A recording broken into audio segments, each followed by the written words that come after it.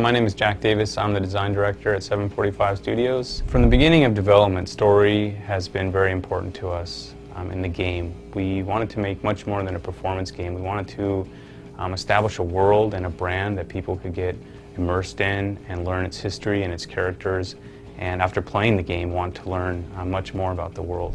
The story is very important as you're playing through the game, as you're playing through the adventure mode, which is called Unite the Clans. What you're doing in the gameplay is directly tied to how you're affecting the world and how you're bringing the world together. The premise behind Ohm is that what if there was this world very similar to our own, but in addition to this emotional power, music had a real physical power, that people could use music to manipulate the environment, to change nature or alter the weather or enhance your own physical or mental abilities. And then what would that have done to shape that world, its history, and its people?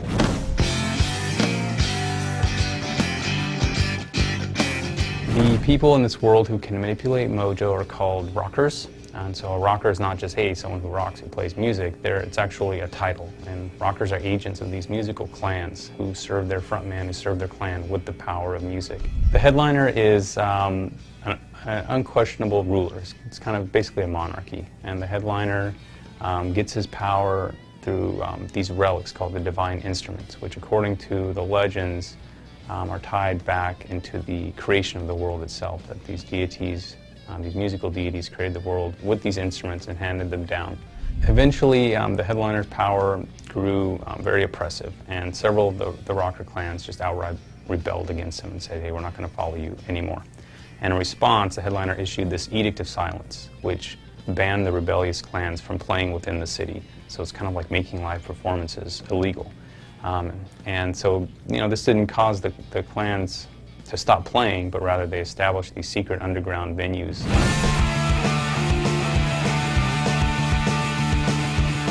All the venues in the game have this very different underground, secretive kind of feel to them. At the start of the game, a new headliner, Martin Rothschild, has just taken the reins of power, and he is even he's even more oppressive and more dangerous than any headliner that's come before him.